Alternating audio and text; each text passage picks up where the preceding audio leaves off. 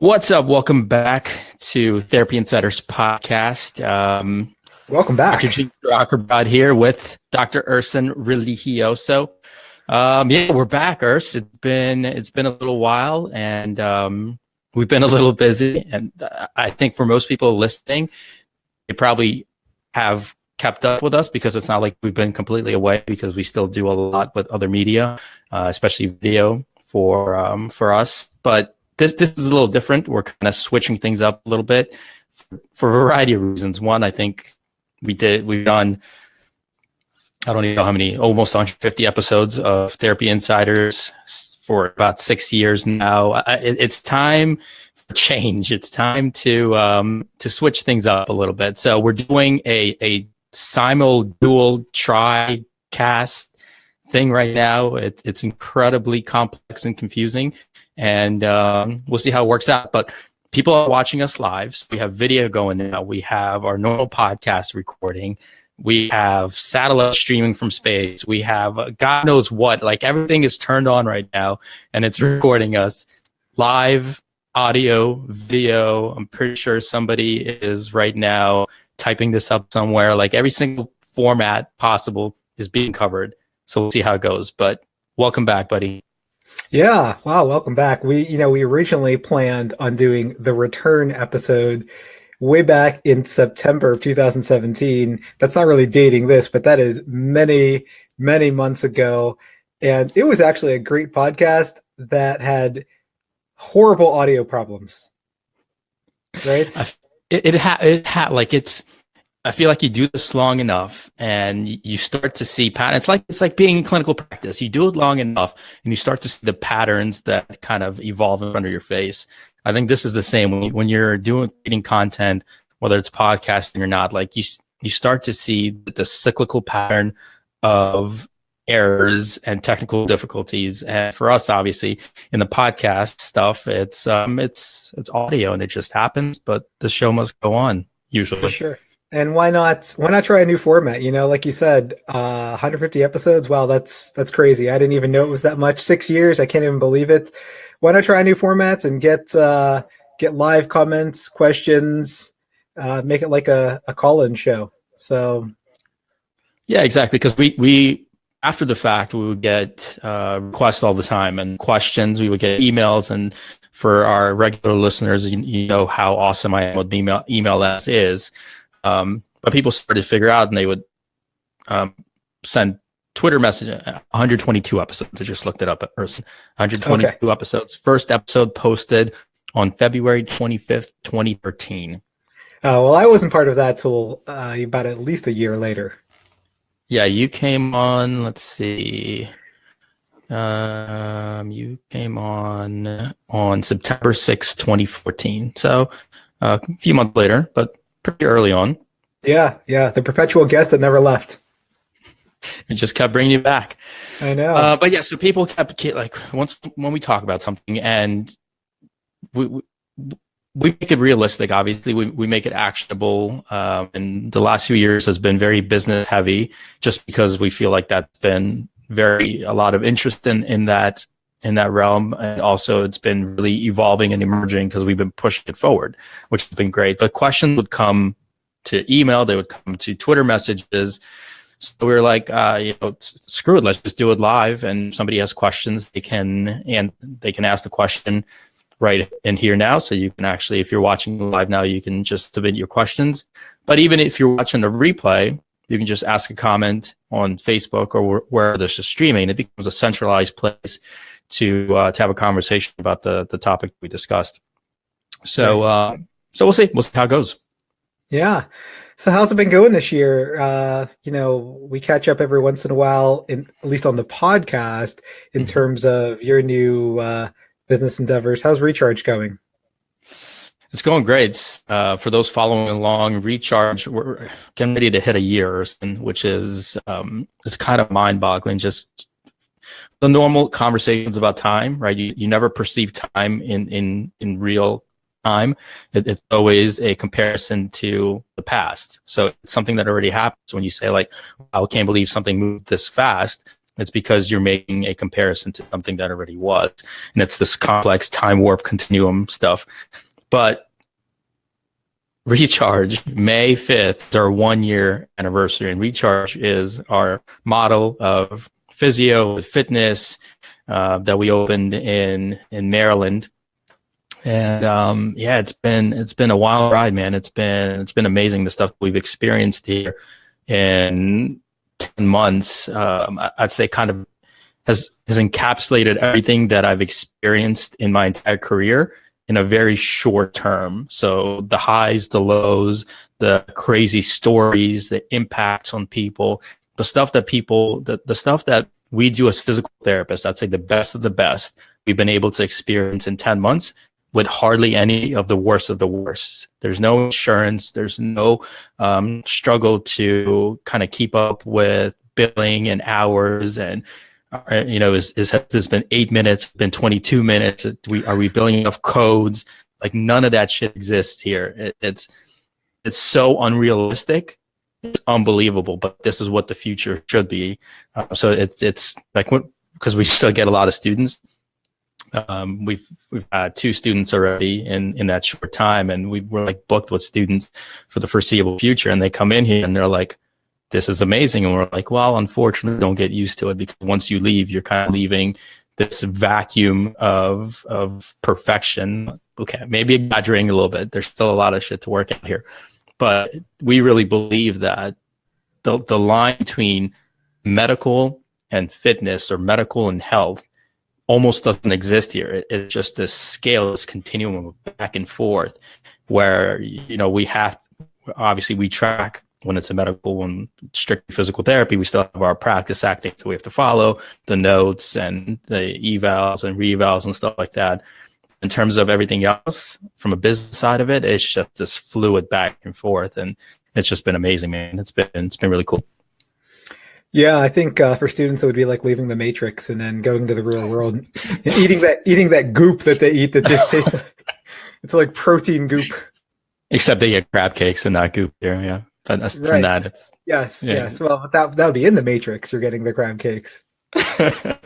True. Yeah, they get unplugged pretty hard, and it's a bit of a whiplash. But it's not easy, because what they're learning is, aside from the clinical things, they learn communication. They learn what it is to connect with people. They learn what it is to develop an experience, and they learn how to build a business and how to be part, the central. We call ourselves the health hub, to be the central part of a community.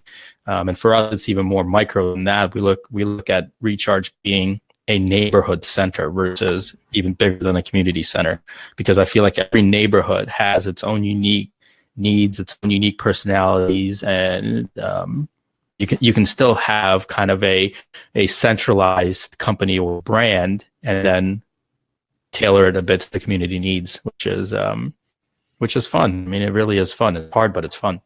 Sure. I like the fact that something else you guys do is you calculate the entire experience. You have like a waiting room that's not just chairs. Like, it has a SNES Mini and a ping pong table. And I saw the ping pong table, I just didn't want to leave. I mean, that would be my ideal practice as well. I just have a table in a gym, so whatever the gym has, that's what they have. So we have our first comment, so we will get to that. So as questions come in, let's just answer them, so we don't lose track of them.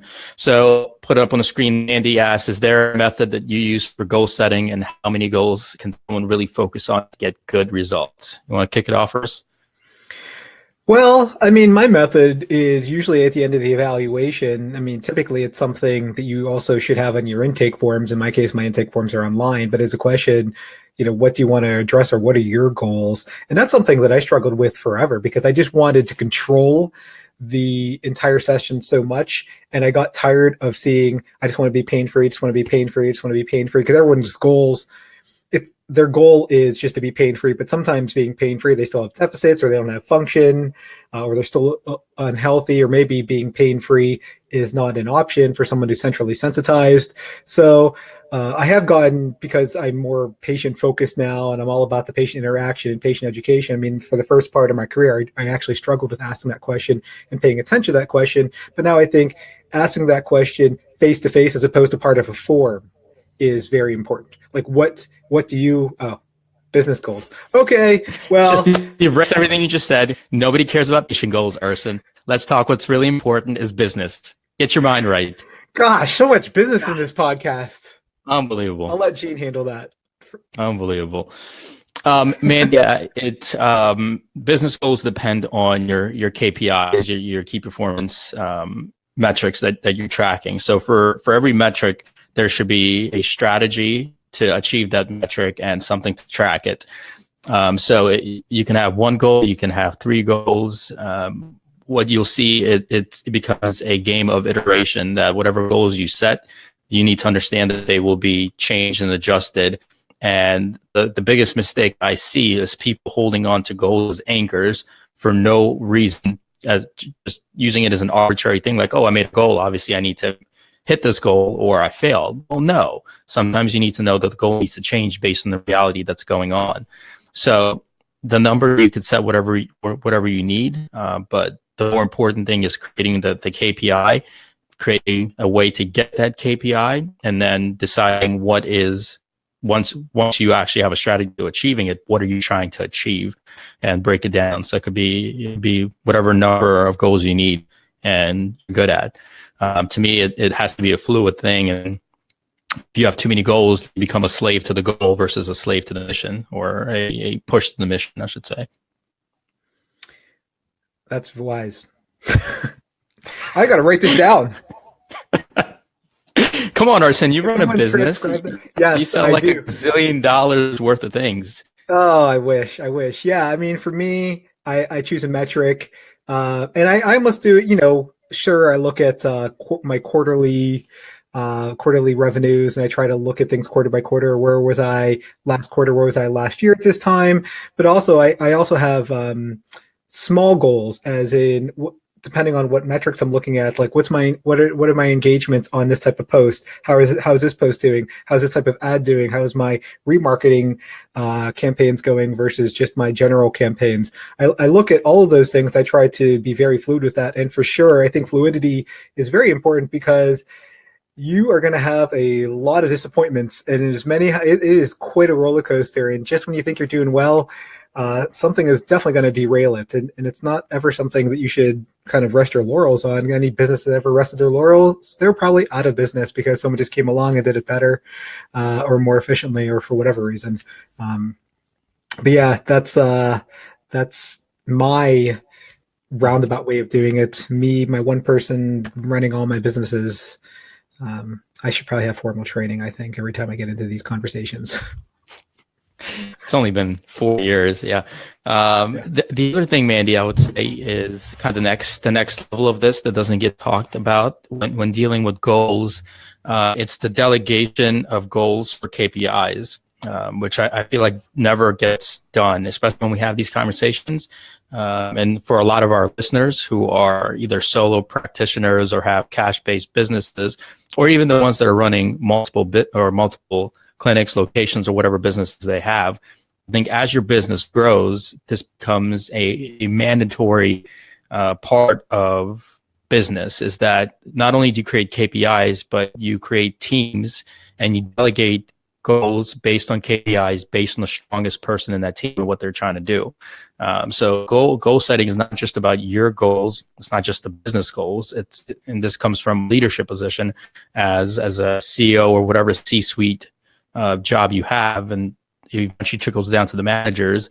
Is you need to be able to know who's on your team, what their strengths are, what their overall business KPIs are, and then delegate goals to those people. And then it becomes their ownership. It's on them to achieve those goals for the betterment of the business.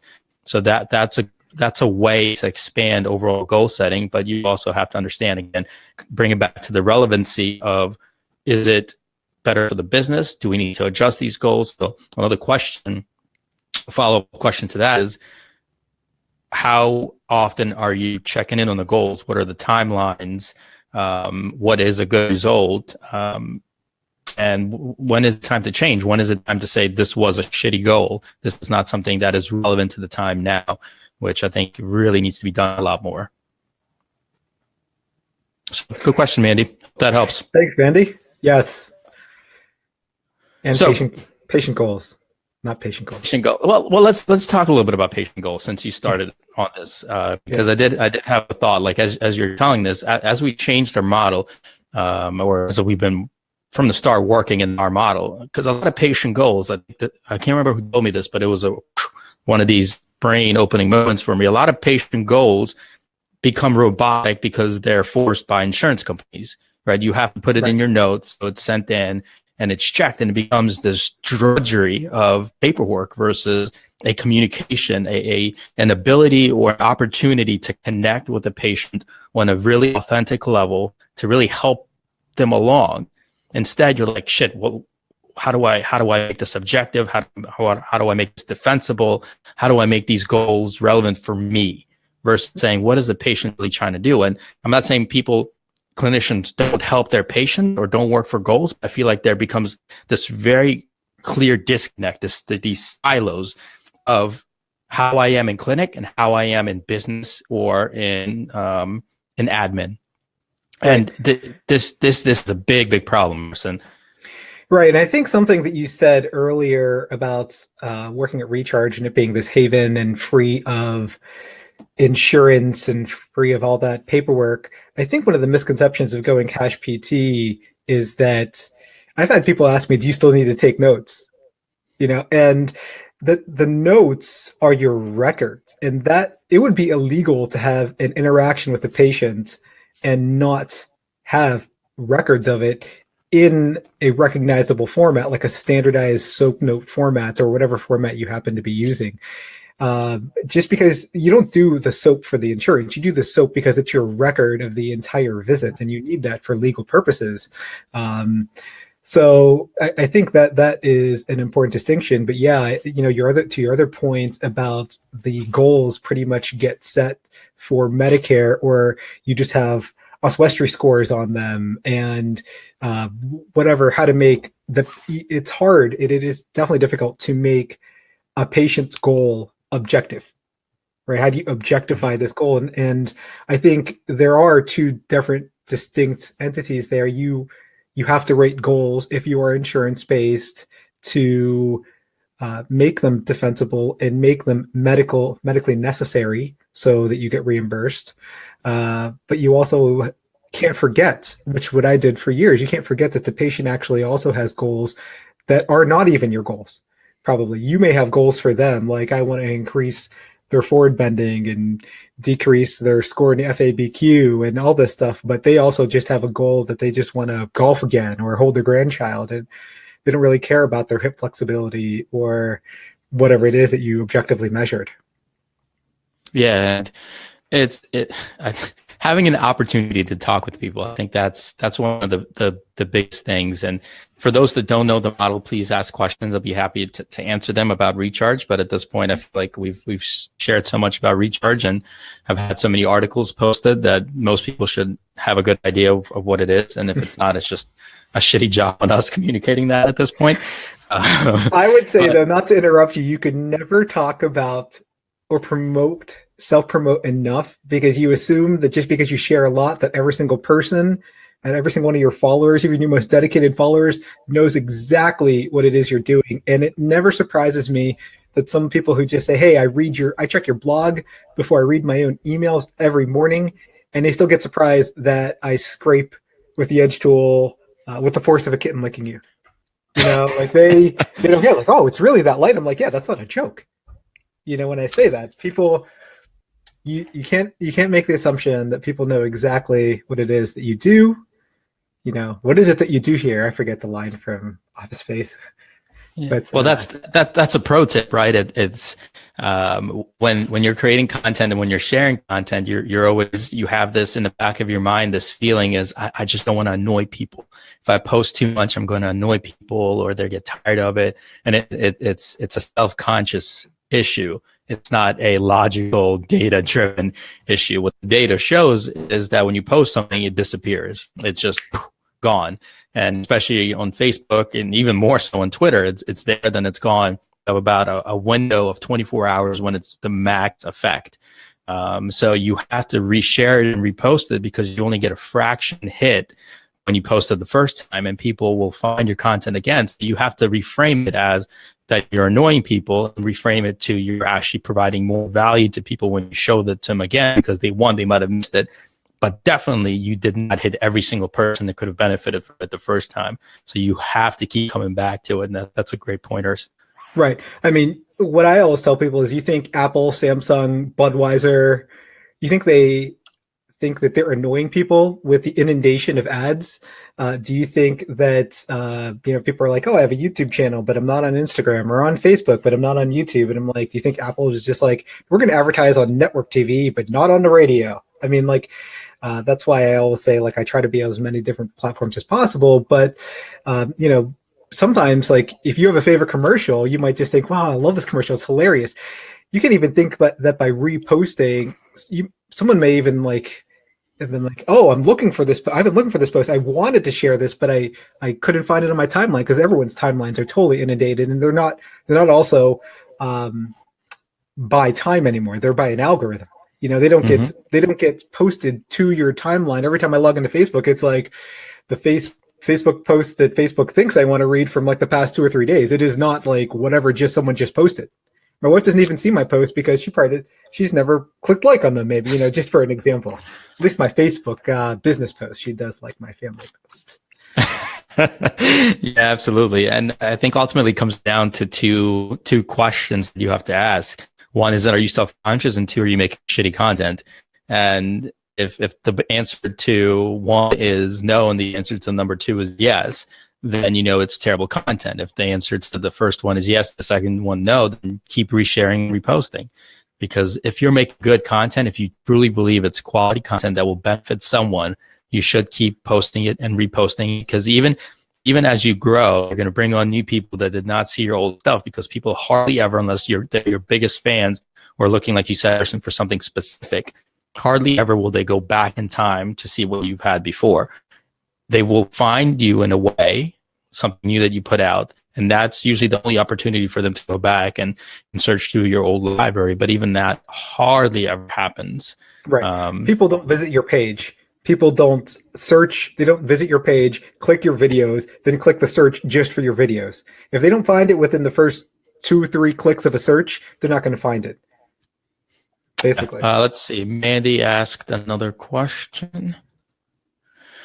Do you personally test for those that you get into business with /hire, so you can bring into the forefront each of our weaknesses? The idea of creating the authentic environment at your work. That's a great question. I'll leave it up there for people to read. Do you want to go after it first, Urs? I don't have any employees. I do have several 1099s, and I don't actually have any objective tests, but I think it goes back to what I learned when I first started interviewing for jobs 20 years ago. I'm about to do some kind of huge reflection post / thing in May. I don't know what I'm going to do in May, but it's been 20 years. That someone basically told me, yeah, your resume may matter, your cover letter may matter, all these things, but ultimately, if someone likes you, they're going to hire you. Or if someone feels like if they feel like they see themselves getting along with you, or you fit the workplace that they have envisioned for themselves, or whatever their work environment is, you're more likely to be hired rather than whatever your resume or your qualifications are. So, I mean, in a way, everyone who I've ever associated with, or my instructors that I'm just starting now to launch, like side courses with the eclectic approach, I've vetted all of them. I've known them for years on social media. I've interacted with them. They've come to my courses. So it's more like it's just personal interactions. It's the more I got to know them, the more I realized they were a better fit for my business. But I definitely don't use any kind of inventory screening or any kind of objective measure for that. Yeah, man, I think personality tests are great, and we've talked about this. There's a lot of good ones. I think from the get-go, you have to really know the personality test inside and out. I think if you have a good grasp on them, you can essentially implement them without the person knowing. I think if you're bringing somebody on and you go, listen, I would love to work with you. I think you're a great individual. You have a ton of potential. I see possibly partnership potential. But first, I'm going to have to get a personality test. I'm going to have to get a blood test. I'm going to have to get a lie detection test. And after that, maybe we can sit down and see if this works out. Like, it's too much for most people, because people, that's not expected. Not to say that you can't make that part of your procedure and just do it that way. That'd be perfectly fine. It's just some people might be turned off by that. I didn't want to take that blood test to be a part of Therapy Insider's podcast. Yeah. Urson, we're going to need a blood test, a urine test, a lie detection test, all of the above, please, before you can be a guest. Like all our guests, we should do that for all our guests. Yeah, like we should. We don't send questions to our guests. So if you didn't know, like, we never prepare anything for a podcast. So I don't think people know that. I'm just repeating it, Urson, making sure they know that that's very clear. So if you want to be a guest on Therapy Insiders, and at this point we get a bunch of requests, expect the Therapy Insiders trademark guest interview kit, which will be a blood test and a urine test. If you pass that, you can't be a guest. If you fail it, then yes, you can be a guest. That's how it works. That's a little flip on it. How to pronounce your last name for me. Oh, yeah. To be fair, I failed that one the first time too. Oh, yeah. Yes, for sure. Yeah. Religioso. It looks like religioso. It does. It could be Italian. You can pull it off. Yeah, for sure. Yeah, this is Sicilian, right? I'm offending all the Sicilians right now. No, you're way too nice and non-combative to be Sicilian. And maybe earlier on offended our Sicilian listeners. Right? No, geez, I thought I offended the Sicilians, and now. Well, look, Urson, if we're coming back, might as well come back with a little fire. All right. Yes, I know this podcast is rated E. I love our Sicilian people. Yes. Yeah. I'm the one that usually gets all the nasty email anyway. Usually for our opening diatribes for more than anything. But to be fair, you guys talk too much about Star Wars. This entire episode is like an entire opening of our usual podcast. So I know.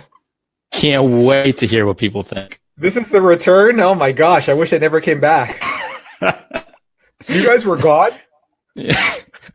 Might get a few of that, but to be fair, we did get emails and messages about when the podcast is coming back, and that's usually our kind of push to get back into it. So all it takes is a couple. I know we've been gone a while when people actually have been for once writing to me that they love Untold Physio Stories. Like they never when we were doing this regularly, people didn't even know I had another podcast. So, like, wow, okay, great. I mean, that's why I say you can't promote yourself too much. People are like, at my courses all the time, they're like, hey, I follow you on Instagram. I'm like, you read my blog? They're like, you have a blog? Yeah, so. I mean, this whole podcast thing, it is fun. It's a lot of fun to have these conversations. But me personally, especially being a nonconformist, I just get bored with things. And I love doing this podcast for obviously because we've been doing it since 2013. But there's just periods where I'm like, there's only so many interviews we can do, and there's only so many of the same conversations we can have. So if we're going to do it, there needs to be an adjustment, there needs to be a change, there needs to be movement forward. And I think we're there. And obviously, what we want to do for this season is exciting, and it's going to be fun, and how we approach it, and the guests that we bring on, and the topic that we want to talk about. Because the goal, Urson, here, Mandy, here are my goals. Oh my gosh, for 2018. How are you going to make this objective, though? Make this objective. I'm going to hit you with two goals. Is one, make physical therapy more mainstream. That's my one big goal. So that's going to involve a lot of things. Obviously, mass media. That's going to involve more videos. There's a project that is in the early stages right now that I'm kind of conceptualizing, that if it goes through and I can find funding for it, that I think it's going to be awesome. So that's the main goal. And goal number two, it's just change the creative output and integrate technology into what we do. And we're already doing that with UpDoc. So I'm really excited to bring that to the forefront. Obviously, I think this podcast is going to be essentially a vehicle for us to give people the back scene kind of experience of what's going on at UpDoc, what we're working on, the what it's like to really try to work with mass media, what it's like to build a startup, what it's like to get funding, what it's like to do all these things that you might see in other industries. We're doing here, right? We have funding. We're we have investor support for Recharge. We have some investor support for UpDoc that we're growing. And then we haven't even talked about kind of the next stage for UpDoc and what we have going on now that we might save for the next episoders. And because that's some big stuff. That's some big stuff. Oh yeah, big things going on at UpDoc Media, I think. Yep. Don't play coy. You know exactly what's going on. I do know exactly what's going on. We're just teasing. It's It's like the trailer before the trailer. The pre-trailer, the teaser trailer. That's already like 30 minutes long. Oh gosh, finally a question for me. Oh, don't expect any business wisdom from me. All right, Susie Singer Parnell asked, "What are your thoughts on PT telehealth?"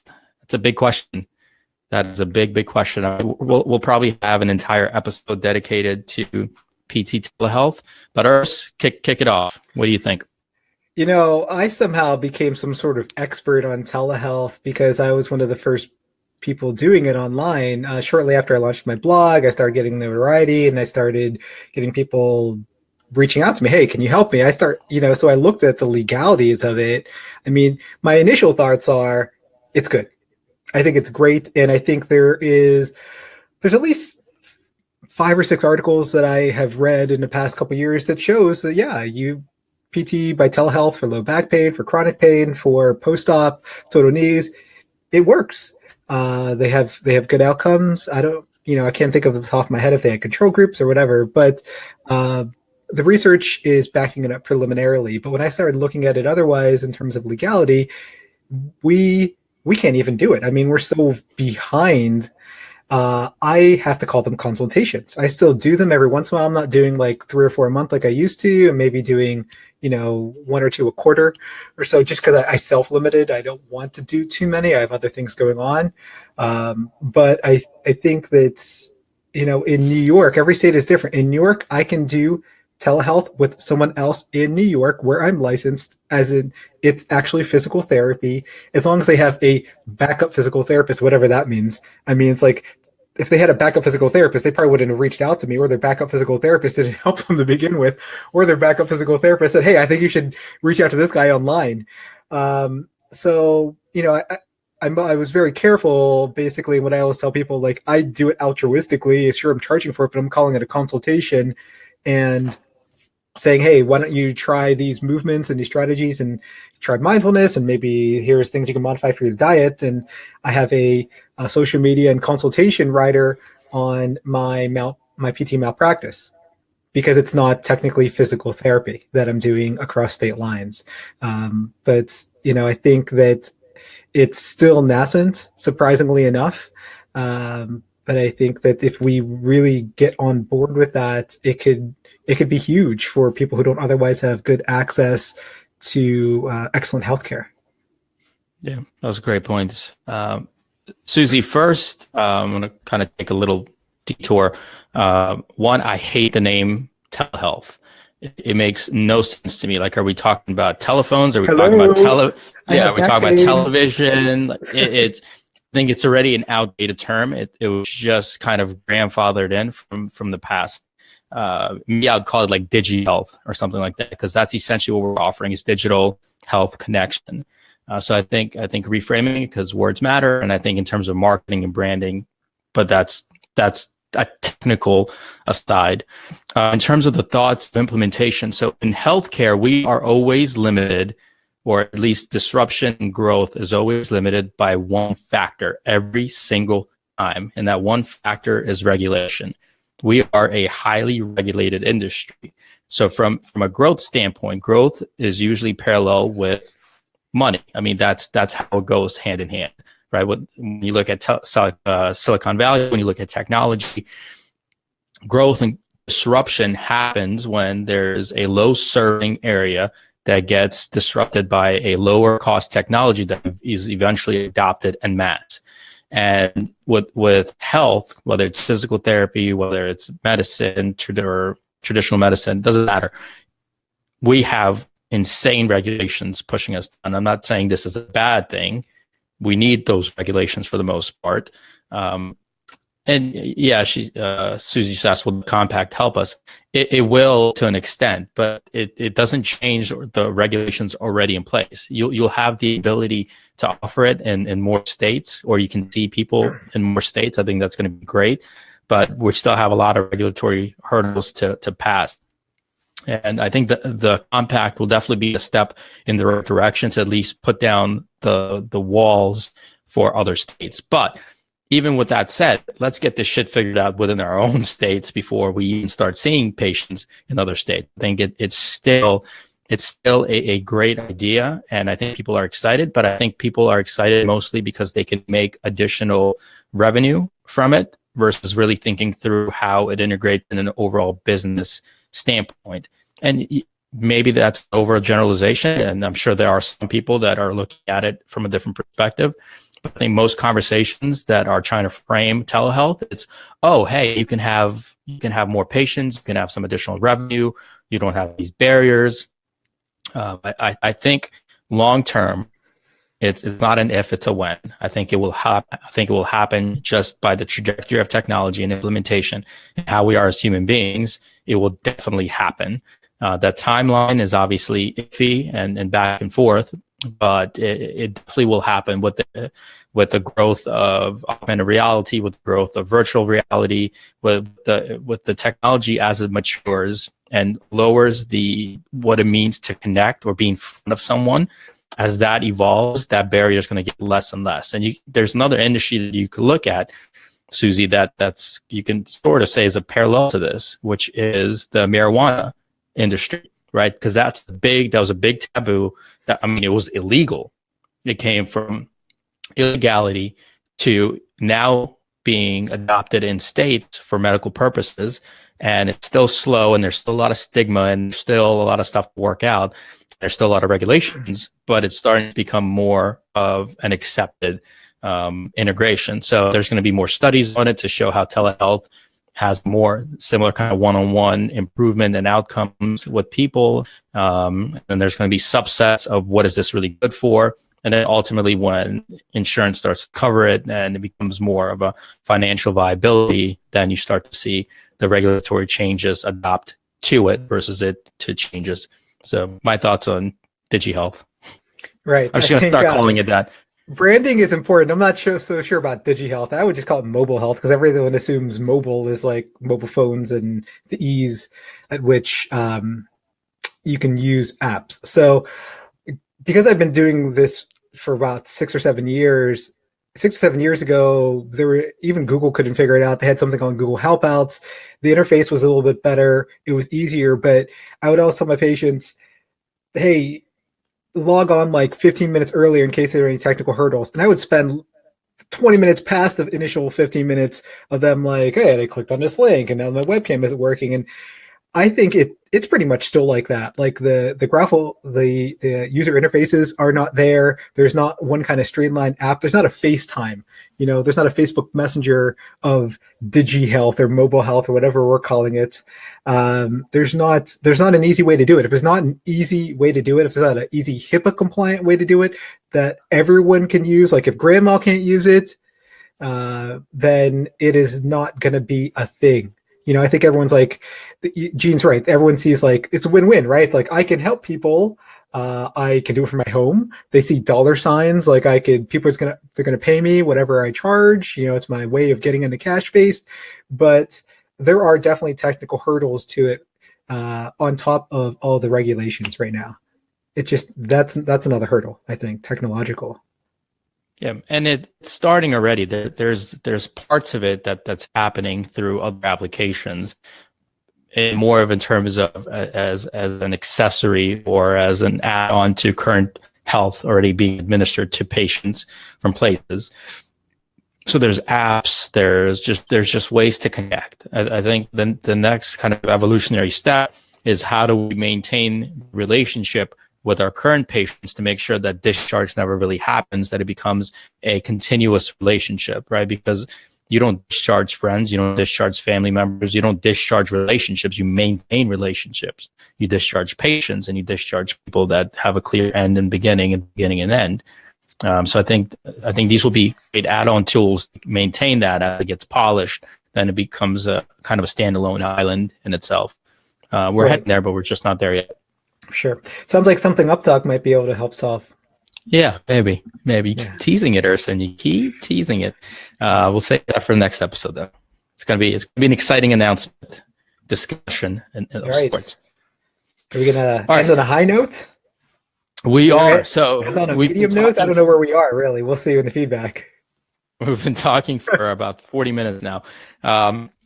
Let's finish it up. So it's great to be back. Obviously, again, you've probably have seen a bunch of content from us still from the videos we put out and blogs and things like that. I think this is still an awesome format because it's real time. There's no editing. It's just, it is what it is, right? We get to kind of experience it in the moment. No editing. We don't edit our That's other. Right. Well, wait. I edit the videos. Those are Yes, high okay, production. Yes, we do edit our videos, but every time you tell a guest, "Oh, don't worry, we'll edit that. We'll edit." I was like, "She doesn't edit." She edited it. Yeah. That is very true. So I to give you a little taste of what it's like to be a guest on this podcast. Whether you reach out or reach out, once that happens and you say, yes, this is awesome, I'll be a guest on Therapy Insiders. Guests usually ask us, well, what are you guys going to talk about? And our response in a matter, in a word is, I don't know, we'll figure it out when you get on. Yeah. And that's pretty much what we did today, if it's not clear. Yeah, this makes people a little uncomfortable when they're not prepared. So, but look, if you don't know what you're going to talk about, if you don't feel confident in just having a conversation, especially if you're an expert or leader in one of in the field or something that you're doing, if you can't just talk about it, you have no right being an expert in that field, which is our perspective on it. So you should be able to have a decent human conversation about whatever you're doing, whatever you're passionate about, whatever you're an expert in, or, if all else fails, just talk about the Avengers or Star Wars or just some other stuff that you enjoy. So that's our take on that, which is why Urson says we never edit. So when people say, well, is this live? We say, no, we're going to edit it. We never don't. They used to ask us if it was live all the time. There's some reason they assumed it was live. Obviously, never listening to our podcast. No, yeah. I think the only one that actually listened when he said that he listened was Tim Flynn. Oh, yeah, I believe Tim Flynn. Yeah, either that or because he listened right before he came on, just take a snippet from an episode, just so he could say that. But he said he likes to go on runs and listen to Therapy Insider podcast. Whether that's still true or not, I don't know. He said, well, he also said that he goes on a run while listening to Therapy Insider because we make him angry and it gives him fuel to run. I think that was the full extent of that quote. I don't remember that, but yeah, sounds about right. Angry in a good way. All right, so we're back. Thanks for tuning in. Thanks for all the questions today. This will be on iTunes. This will be on Google, as it always is. Please keep submitting your questions. We're going to come out every week and chat about different things. Yes, we'll get some guests on. Every week, we'll kind of build on a different topic. We might take you on a few little trips here and there to show you some other aspects aside from just these backdrops. So we're going to throw in some unique aspects for our live viewers as well, not just for the audio. So expect that. It'll be fun. If you haven't subscribed on iTunes, go ahead and do that at Therapy Insiders. I'd say this is our march to 1 million, Urson, over the next 2 years, because I think we're hovering around 700,000-ish downloads all in all. So let's get that extra 300,000. Let's hit 1 million and just rent a giant yacht and take everyone on a trip. Sure, that sounds like a good objective goal to me. Yeah, I think all that sounds great minus the yacht and the trip. Yeah, I would also say that if we figure it out, we are also going to simulcast on YouTube and my Facebook channel at the same time. Is that know that we are doing this for you. Every little piece of media or every social network that we add, Gene and I hear in each other's earphones an extra echo. So that is true. That is true. I hear like 6 Ursons right now. Oh, so I can't get enough. No, I can't get enough. My brain hurts, but I can't get enough. Right. All right. Well, thanks for tuning in. We're glad to be back. We'll catch you again next week on Therapy Insiders podcast. See you next week.